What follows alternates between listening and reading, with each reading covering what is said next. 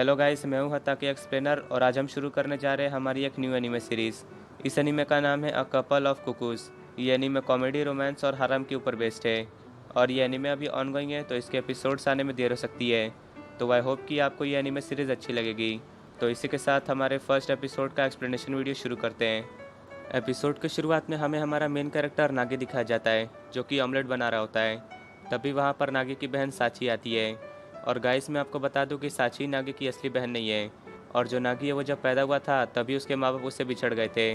और जो साची के माँ बाप है वो नागी को बचपन से लेकर अब तक पाल रहे हैं।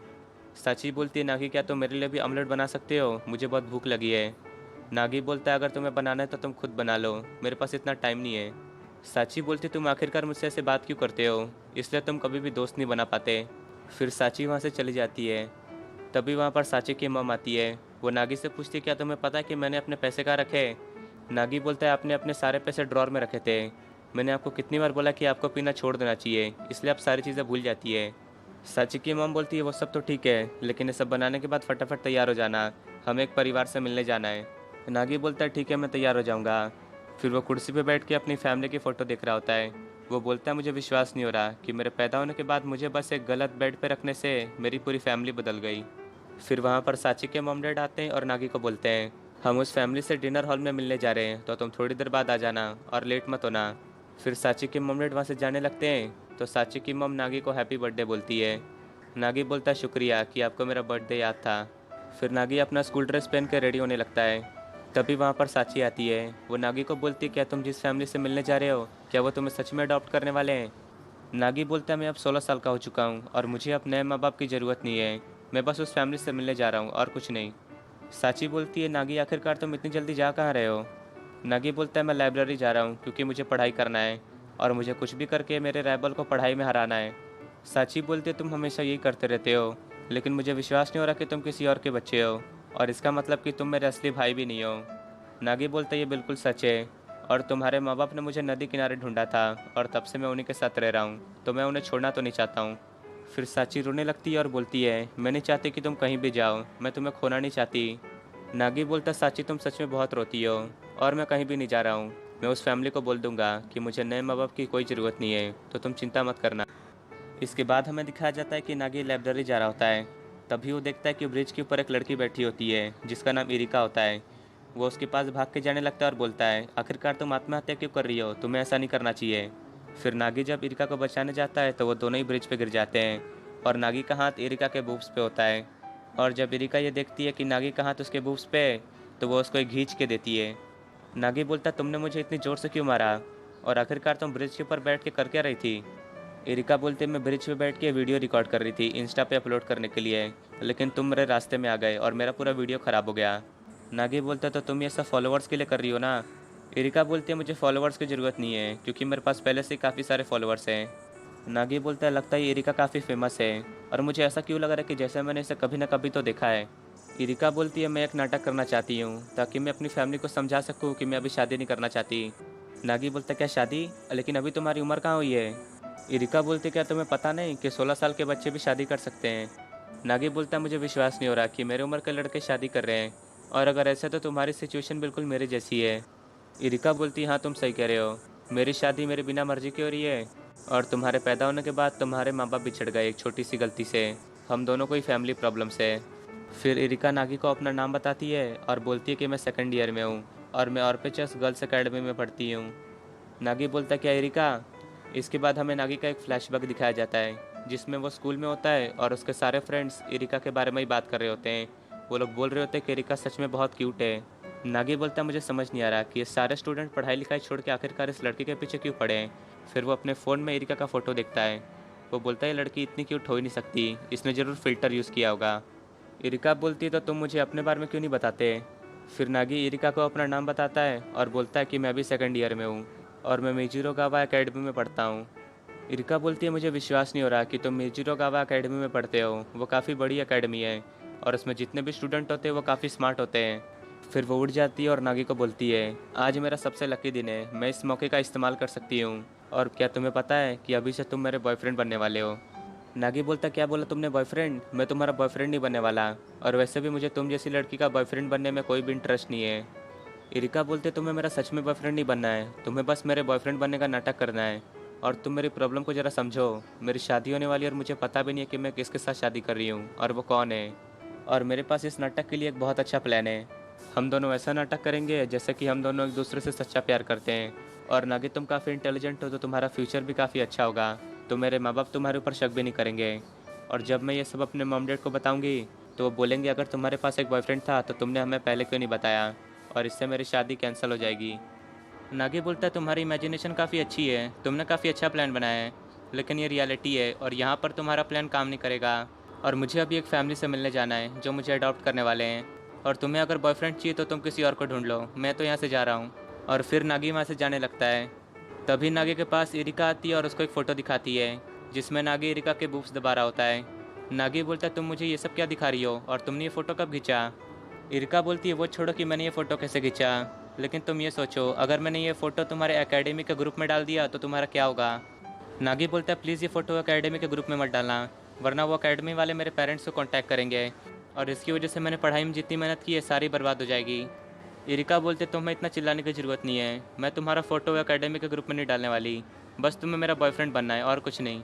फिर नागी बेंच पे बैठ जाता है और इरिका को बोलता है तो ये बॉयफ्रेंड का नाटक करने के लिए मुझे करना क्या होगा। इरिका बोलती ये चीज़ तो सबको पता होती है कि बॉयफ्रेंड और गर्लफ्रेंड क्या करते हैं, क्या तुम्हें नहीं पता। नागी बोलता मुझे क्या पता होगा कि गर्लफ्रेंड और बॉयफ्रेंड क्या करते हैं, मैंने तो अपनी पूरी ज़िंदगी पढ़ाई करते हुए बिता दी और मैं कभी भी किसी डेट पे नहीं गया हूँ। फिर इरिका नागी के पास आती है और उसके साथ फ़ोटो खींचने लगती है, लेकिन नागी फ़ोटो नहीं खिंचवाना चाहता है तो उनकी फ़ोटो काफ़ी अजीब आती है। इरिका बोलती क्या तुम्हें फ़ोटो खिंचाना नहीं आता, तुमने कितना बेकार पोस्ट किया है। नागी बोलता है तुम्हें ये फ़ोटो अपने मॉम डैड को ही दिखाना है ना, तो तुम ये फ़ोटो भी दिखा सकती हो, इसमें बुराई क्या है। इरिका बोलती है मुझे अपने मॉम डैड को दिखाने के लिए एक अच्छी फ़ोटो चाहिए जिसमें तुम बिल्कुल सही से खड़े हो और एकदम स्मार्ट लगो। फिर इरिका बेंच पे बैठ जाती है और नागी को उसके पास आने के लिए बोलती है। फिर इरिका नागी के कुछ ज़्यादा ही क्लोज आ जाती है, तो नागी बोलता है इस इरिका की बॉडी स्मेल सच में काफ़ी अच्छी है। और फिर उन दोनों की जो सेल्फी होती है उसमें नागी काफ़ी अजीब तरीके के पोज में आता है। इरिका बोलती है नागी क्या तुमने अपनी ज़िंदगी में कभी भी सेल्फी नहीं ली है, क्या तुम ठीक से फ़ोटो नहीं खिंचा सकते। तभी इरिका नागी का हाथ पकड़ती है और उसको अपने साथ कपड़े खरीदने के लिए लेके चली जाती है। फिर हमें दिखाया जाता है कि वो दोनों एक दुकान में चले जाते हैं और नागी वहाँ पर काफ़ी सारे कपड़े पहन कर ट्राई करता है। इसके बाद वो दोनों एक एक कपड़ा फाइनल कर लेते हैं। इरिका बोलती है मैंने अपने फ्रेंड से सुना था कि सेम कपड़े पहनने से गर्लफ्रेंड और बॉयफ्रेंड और ज़्यादा प्यारे लगते हैं। नागी बोलता है इसमें प्यारी दिखने वाली कौन सी चीज़ है, हमने बस सेम कपड़े ही तो पहने हैं, और वैसे भी मुझे ऐसे कपड़े पहनने अच्छे नहीं लगते। फिर इरिका ने जितने कपड़े खरीदे होते हैं वो उनका बिल भरने के लिए चले जाती है, तो उनका बिल 4,000 के ऊपर आता है। नागी बोलता है आखिरकार इसने कितने महंगे कपड़े खरीद लिए, मेरे पास तो सिर्फ 1,000 है। तभी इरिका अपने कार्ड से उन सारे कपड़ों के पेमेंट कर देती है। नागी बोलता है मेरे क्लासमेट बिल्कुल सही कह रहे थे कि ये इरिका सच में बहुत अमीर बाप की बेटी है। फिर इसके बाद इरिका और नागी सेल्फी लेने लगते हैं, तो उस सेल्फी में नागी ने काफ़ी अजीब पोज बनाया होता है। इरिका बोलती है तुम इस पोज में बिल्कुल किसी मरे हुए आदमी जैसे लग रहे हो, और अगर तुम्हें मेरा बॉयफ्रेंड बनना है तो तुम्हें स्ट्रांग दिखना पड़ेगा। फिर इरिका वापस से एक सेल्फी खींचती है जिसमें नागी ने बिल्कुल एक गैंगस्टर जैसा पोज किया होता है। फिर इरिका अपने कपड़े चेंज करने के लिए चली जाती है। नागी बोलता है इस इरिका ने जितने भी फ़ोटो खींची है ये सब जाके ये अपने पेरेंट्स को ही दिखाने वाली है, तो इसने ये क्यों बोला कि अगर तुम्हें मेरा बॉयफ्रेंड बनना है तो तुम्हें स्ट्रांग दिखना पड़ेगा। मुझे ऐसा लग रहा है कि इस इरिका की फैमिली गुंडागर्दी का काम करती है। फिर इरिका वापस आ जाती है तो नागी बोलता है आखिरकार तुम्हारी फैमिली क्या काम करती है। इरिका बोलती है मेरी फैमिली होटल चलाती है। नागी बोलता है लगता है मैंने कुछ ज़्यादा ही सोच लिया। इरिका बोलती है जो फ़ोटो हमने पहले खींची थी मैं वही फ़ोटो अपने मॉम डैड को दिखाने वाली हूँ। मुझे नहीं लगता कि मेरे मॉम डैड को इससे फ़र्क पड़ता है कि मेरा बॉयफ्रेंड स्ट्रांग है या नहीं। और मुझे ऐसा लगता है कि एक असली फ़ोटो वही होती है जिसमें हम उस मोमेंट को फील कर पाते हैं जब हमने वो फ़ोटो खींचा था। और हमने जो फ़ोटो पहले खींची थी वो बिल्कुल नेचुरल थी, उसमें ना हमने कोई एक्टिंग की थी और ना हमने उसके लिए अलग से कपड़े पहने थे। और इसलिए मेरे जितने भी फ़ोटोज़ हैं मैं उनमें कोशिश करती हूँ कि कम से कम एडिट करूँ। नागी बोलता क्या तुमने अच्छे से सोच लिया कि तुम यही फ़ोटो अपने मॉम डैड को दिखाना चाहती हो, हमने और भी काफ़ी सारे फ़ोटोज़ खींचे हैं। इरिका बोलती ये फ़ोटो काफ़ी अच्छी और फ़नी भी है, तो मैं यही सेंड करने वाली हूँ। फिर इरिका और नागी बेंच पे बैठे होते हैं तो नागी अपने मन में बोलता है मुझे लगा था कि इरिका और मैं दोनों बहुत अलग ही ज़िंदगी जीते हैं, लेकिन हम दोनों में काफ़ी सारी चीज़ें सेम हैं। तभी इरिका को उसकी मॉम का मैसेज आता है। उसकी मॉम बोलती है तुमने ये जो फ़ोटो मुझे भेजा है वो काफ़ी फ़नी है, लेकिन अब ये सब छोड़ो और फटाफट घर आ जाओ। नागी बोलता दिन भर फ़ोटो खिंचाने के बाद भी कुछ नहीं हुआ, तुम्हारी मॉम तो तुम्हारी शादी करवा के ही रहेंगी। इरिका बोलती है अब शादी कैंसिल करने का सिर्फ एक ही रास्ता है कि हम दोनों और ज़्यादा क्लोज आए, तुम समझ रहे हो ना कि मैं क्या बात कर रही हूँ। नागी बोलता है इन सब चीज़ों का ख्याल अपने दिमाग से निकाल दो, मैं तुम्हारे साथ ये सब नहीं करने वाला। तभी वहाँ पर कुछ स्टूडेंट्स आ जाते हैं। वो बोलते हैं तुमने बोला था कि तुम्हारे पास कोई भी बॉयफ्रेंड नहीं है, तो अभी तुम्हारे साथ ये कौन है? नागी बोलता है आखिरकार ये लोग कौन है, कि ये तुम्हारे दोस्त हैं? इरिका बोलती ये सब मेरे एकेडमी के बाजू वाले स्कूल के स्टूडेंट्स हैं, और मैंने इनके साथ एक दिन प्यार से बात क्या कर ली, ये लोग मेरे पीछे ही पड़ गए। तभी उन स्टूडेंट्स में से एक लड़का बोलता है आखिरकार तुम्हारे साथ ये लड़का कौन है? तो एरिका नागी को बोलती है तुम बस इन्हें इग्नोर करो, तुम्हें इनके साथ कुछ करने की ज़रूरत नहीं है। लेकिन नागी एरिका की बातों को नहीं सुनता है और उन सारे स्टूडेंट्स को जाके बोलता है कि मैं एरिका का बॉयफ्रेंड हूँ। एरिका बोलती है तुम्हें इन सबको ये बताने की क्या ज़रूरत थी कि तुम मेरे बॉयफ्रेंड हो, और अब तुम्हारी वजह से पूरे स्कूल को पता चल जाएगा कि मेरे पास एक बॉयफ्रेंड है। मुझे लगा नहीं था कि तुम इस टाइप के आदमी हो।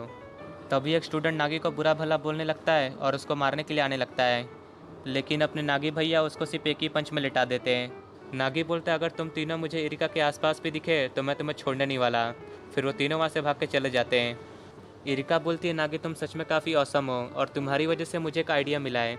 अब मुझे शादी करने से भागने की ज़रूरत नहीं है। जो भी मुझसे शादी करने के लिए आएगा मैं उसे बस एक पंच मार दूंगी, और इसके बाद वो मुझसे शादी करना ही भूल जाएगा। नागी बोलता है लेकिन ये कुछ ज़्यादा नहीं हो जाएगा तुम्हारे लिए? इरिका बोलती है मैं तो बस उस पल का इंतज़ार कर रही हूँ जब वो लड़का मुझे देखने आएगा। मैं उसको अपना पंच मारने के लिए इंतज़ार नहीं कर सकती। मैं तो उसका मुंह तोड़ दूंगी जैसे तुमने उस लड़के का तोड़ा। नागी नागी बोलता है अगर तुमने यही करने का सोचा है तो ये बिल्कुल सही होगा, तुम्हें यही करना चाहिए। तभी वहाँ पर इरिका का ड्राइवर आ जाता है और इरिका अपने कार में जाकर बैठ जाती है। इरिका नागी को शुक्रिया अदा बोलती है। वो बोलती है तुमने आज मेरी बहुत मदद की, और जो फ़ोटो मैंने खींची थी मैं उसे डिलीट कर दूंगी, तो तुम चिंता मत करना और मुझे माफ़ कर देना। शायद मैं तुमसे कभी भी मिल नहीं पाऊंगी, मेरे पास कोई भी दोस्त नहीं है, लेकिन आज तुम्हारे साथ घूम के ऐसा लगा जैसे कि मैं सच में किसी डेट पे गई हूँ, और शायद हम दोनों काफ़ी अच्छे गर्लफ्रेंड और बॉयफ्रेंड बन सकते थे, लेकिन मुझे जाना पड़ेगा। फिर वो नागी को गुड बाय बोल के वहाँ से चली जाती है। इसके बाद हमें नागी को दिखाया जाता है जो एक डिनर हॉल में जाता है जहाँ पर उसे एक फैमिली से मिलने जाना था। फिर उसी फैमिली का एक आदमी नागी को बोलता है तुमसे मिलकर काफ़ी अच्छा लगा। साची की मम नागी को बोलती है आखिरकार तुम इतने देर तक कर क्या रहे थे? फिर उस फैमिली का आदमी बोलता है हमें लगा कि तुम यहाँ पर नहीं आने वाले हो, लेकिन आखिरकार तुम यहाँ पर आ ही गए, हमें तुम्हारी काफ़ी चिंता हो रही थी। फिर नागी जाके कुर्सी पर बैठ जाता है। फिर साची की मम बोलती है नागी मुझे माफ़ कर देना, हम तुमसे एक चीज़ छुपा रहे थे जो अभी तक हमने तुम्हें नहीं बताई है। साची के डैड बोलते हैं हाँ ये बिल्कुल सच है, हम दोनों और तुम्हारे माँ बाप ने इस चीज़ के ऊपर काफ़ी बात की। फिर जो लेडी नागी को अडॉप्ट करने वाली है वो बोलती है मैं अपने असली बच्चे की देखभाल और उसकी परवाह तो करती हूँ, लेकिन जिस बच्चे को मैं अडॉप्ट करने वाली हूँ मैं उसकी भी अच्छे से देखभाल करूँगी। साची की मम नागी को बोलती है तुम 16 साल के हो चुके हो ना? नागी बोलता है हाँ मैं 16 साल का हो चुका हूँ, तो क्या क्या मुझे शादी करनी पड़ेगी? साची की मम बोलती है नागी तुम बिल्कुल सही समझे, जिस फैमिली से हम मिलने आए हैं अगर तुम उनकी बेटी से शादी कर लो तो तुम दोनों ही बिल्कुल हमारे असली बच्चों की तरह हो जाओगे। नागी बोलता है आखिरकार ये सब आप किस चीज़ के बारे में बात कर रहे हैं? तभी उस फैमिली का आदमी बोलता है मैं भी काफ़ी हैरान हो गया था जब मैंने अपनी बेटी की फ़ोटो तुम्हारे साथ देखी, मुझे तो विश्वास ही नहीं हो रहा था कि तुम दोनों एक दूसरे को पहले से जानते हो। तभी वहाँ पर एरिका आ जाती है, तो एरिका के डैड नागी को बोलते हैं ये मेरी बेटी है, इसका नाम एरिका है, और तुम दोनों उस फोटो में काफ़ी प्यारे लग रहे थे। फिर नागी एरिका से दूर जाने लगता है। वो बोलता है प्लीज़ मुझे छोड़ दो, मुझे तुम्हारा पंच खाने का कोई भी शौक़ नहीं है। एरिका बोलती है लेकिन मैंने अपने आप को प्रॉमिस किया था कि जो भी मुझसे शादी करने आएगा मैं उसे एक पंच तो ज़रूर मारूंगी, और मैं अपने प्रॉमिस से पीछे नहीं मुड़ सकती। और फिर एरिका नागी को एक घींच के पंच मारती है। इसके बाद हमें दिखाया जाता है कि नागी अपने एकेडमी जा रहा होता है। तभी एक लड़के जिसका नाम हीरो होता है वो नागी से आकर टकरा जाती है। फिर हीरो नागी से माफ़ी मांगने लगती है। वो बोलती क्या तुम ठीक हो, तुम्हें कुछ हुआ तो नहीं? नागी बोलता है मैं बिल्कुल ठीक हूँ, मुझे कुछ भी नहीं हुआ। नागी बोलता है ये हीरो पढ़ाई में काफ़ी अच्छी है, मैं काफ़ी सालों से कोशिश कर रहा हूँ कि मैं इसे पढ़ाई में हरा सकूँ, लेकिन मैं अब तक ऐसा नहीं कर पाया। फिर नागी जोर से हीरो का नाम चिल्लाता है और उसे बोलता है मैं इस बार तुम्हें पढ़ाई में हरा के रहूँगा। हीरो बोलते हैं मुझे समझ नहीं आया, आखिरकार तुम कौन हो? फिर नागी चिल्ला के हीरो को अपना नाम बताता है और बोलता है मैं वो लड़का हूँ जो हर बार तुमसे सेकंड आता हूँ। फिर हमें एक फ्लैशबैक दिखाया जाता है जिसमें हीरो बोलती है कि मुझे वही लड़का पसंद है जो मुझसे ज़्यादा इंटेलिजेंट हो और मुझसे ज़्यादा स्मार्ट हो। और नागी बोलता है मैंने ये बहुत पहले डिसाइड कर लिया था कि मैं इस हीरो को पढ़ाई में हरा के रहूँगा, और फिर मैं इसे जाके बता दूंगा कि आखिरकार मैं चाहता क्या हूँ। सो गाइज़ यहीं पर हमारा द कपल ऑफ कुकू का फर्स्ट एपिसोड का एक्सप्लेनेशन वीडियो ख़त्म होता है। तो अगर आपको ये सीरीज़ अच्छी लगी हो तो प्लीज़ वीडियो को लाइक कर देना और चैनल को सब्सक्राइब कर देना, और मैंने डिस्क्रिप्शन में अपने इंस्टाग्राम चैनल का लिंक दिया है तो उसे याद से फॉलो कर देना। तो आज के लिए बस इतना ही, गुड बाय, सायोनारा।